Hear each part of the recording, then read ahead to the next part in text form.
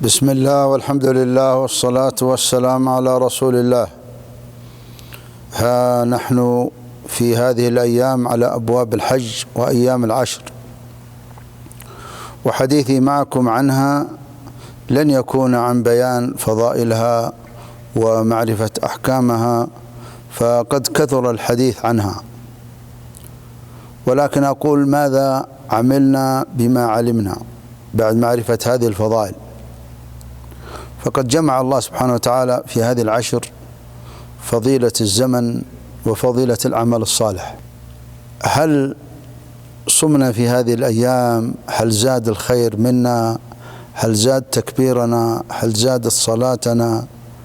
فمن وجد خير في هذه الأيام ووجد من نفسه اجتهاد، لأن هذه الأيام المؤمن يزداد إيمانه فيريد أن يرتقي في الجنة، وتجد أن قلبه متعلق بالجنة وما يدور حولها، وهذا إذا قوي إيمانه زاد الخير فيه عنده.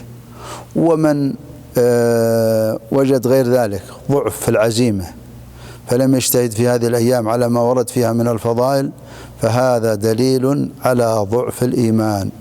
أسأل الله أن يجعلنا من الصوامين القوامين المجتهدين في طاعة رب العالمين، وصلى الله وسلم وبارك على نبينا محمد.